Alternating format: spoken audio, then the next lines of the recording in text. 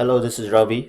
In this section, I'm going to talk about the challenges to agile methods for safety critical system focused on RTC DO 178C standard. Basically, this is for the avionics software development lifecycle process. That lifecycle process includes the planning process, the software development process, which includes requirements, design, code, and integration, and QA and integration process, which includes the verification, configuration management, software quality assurance, and certifications. In the first point, DO 178C specifies objectives that must be met for certification, but does not define how to meet the objective in detail, except to mention iterative and incremental development process. This optimal way to meet the objective is a challenge. In second point, we have DO178C is an expensive, time-consuming, and difficult process.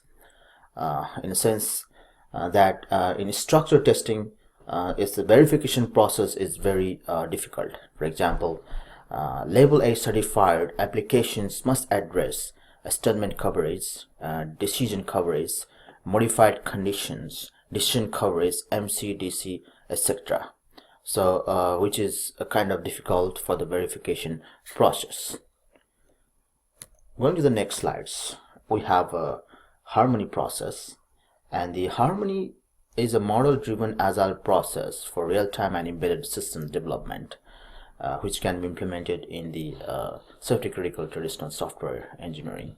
And it has a strong concept of architecture and provides enough rigor to be used to develop a system when failure can be extremely costly, such as a safety-critical system.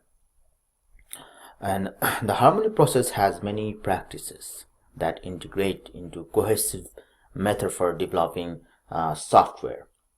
Following are the important practices. For in the first, we have analysis-oriented practice, which includes initial safety analysis, continuous safety assessment, executable requirement models, and traceability analysis. Whereas in design-oriented practice, it includes model-based engineering, and the 5 views of architecture, defensive design.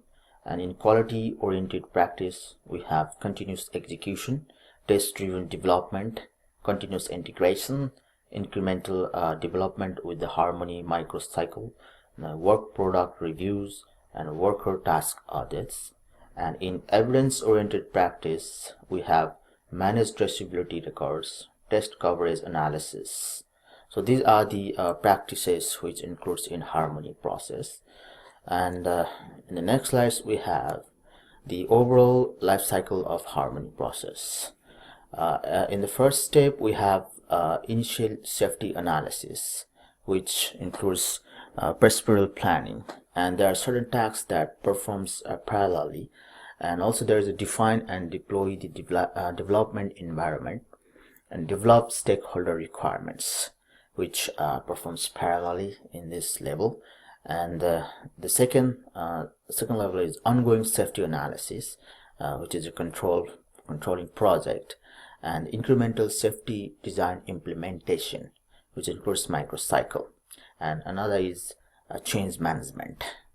So this is the harmony software process overview. In major conflicts between agile and safety critical software engineering, we have in agile methods, formal document-centric activities are not needed to satisfy robust process requirements. So in agile methods, the team of software development, they normally communicate verbally, and they do not document those things. So in that sense, it is the document-centric activities are not needed to satisfy robust process requirements. So in contrary, safety critical software engineering follows a rigorous heavyweight process, which is characterized by emphasis on upfront design and the production of documentation in each step of the development process. Going to the next slide, we have And in Agile, third-party verification and validation are not required. So in the process of verification, in Agile, there's a third-party verification that they need to verify the process and validate the process. So in Agile, those are not required. In contrary, safety-critical system must be tested and evaluated by independent third parties against demanding and standardized criteria in order to obtain a certificate for release to service. So if anything anything small thing change, we need to recertify, and we have to make sure that the dependent services also works properly. And in potential gaps in criticism to Agile software engineering, Scrum assumes you can reliably estimate task duration.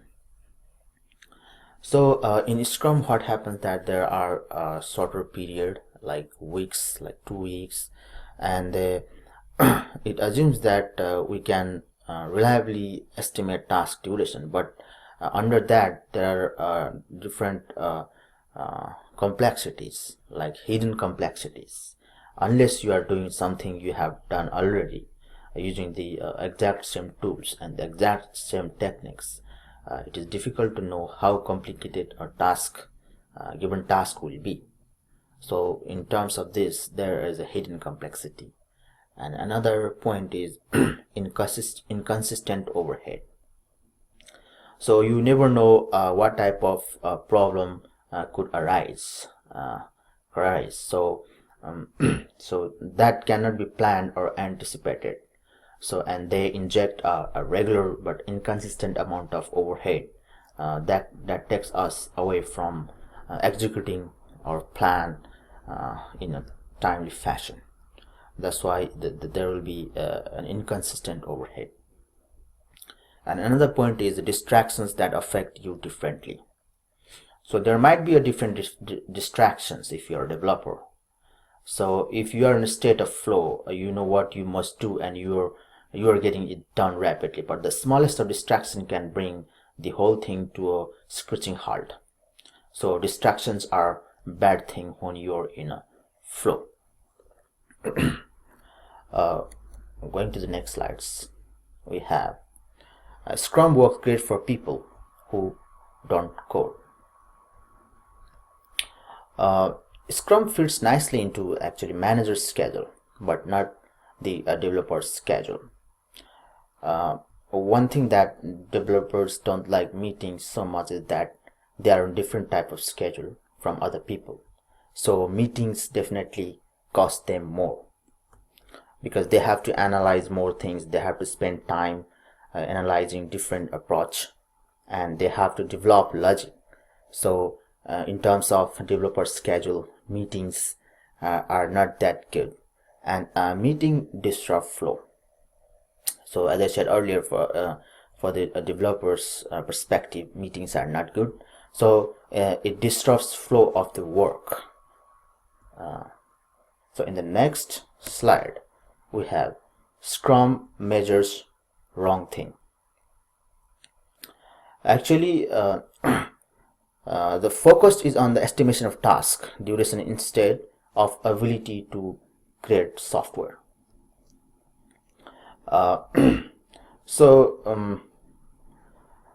Techniques like burn down charts and planning poker put the focus on your ability to greatly estimate task duration, not your ability to create software. So that is delightful to use, meets your users' need, keeps technical depth to a minimum, can be quickly and easily modified, and has a small number of bugs, and doesn't require a small army of human QA testers manually running regression tests every time you want to push out a release. These are the things software teams should invest their time measuring, but unfortunately, far too many teams spend massive amount of time and money just trying to measure things. Their things ability to guess how long will take for the task. So Scrum measures the wrong thing. And measuring performance changes it in a fundamental way. Scrum has a preoccupation with measuring performance, ironically, by trying to measure velocity. Velocity slows down. You see this thing called the observer effect. It throws a wrench in a matter. And recording the work means less work done.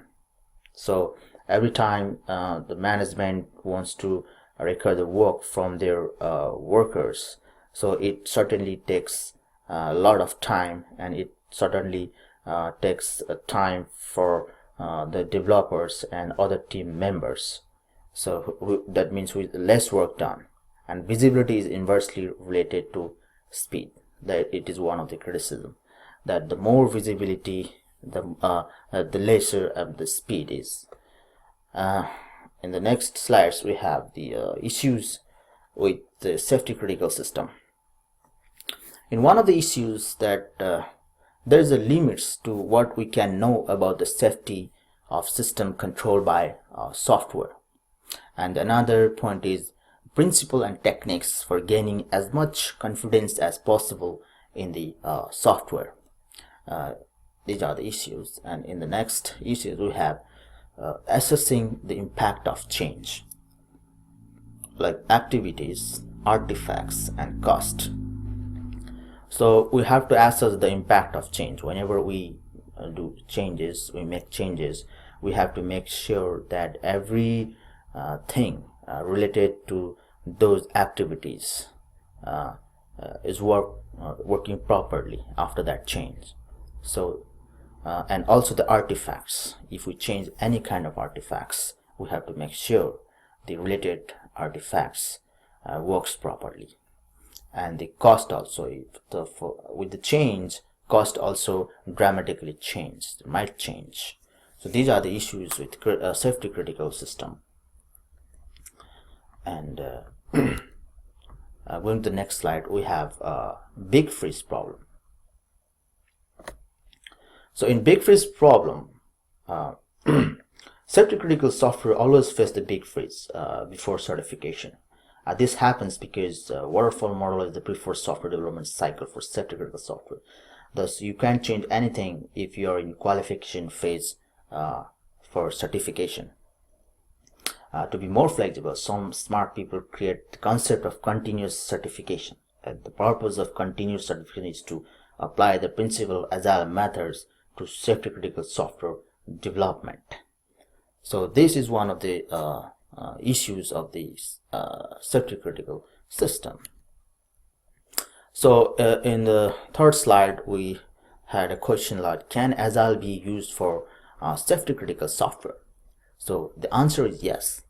Several agile concepts can be adopted for the benefits of safety critical software. And in summary, we have agile software engineering does not focus on documentation.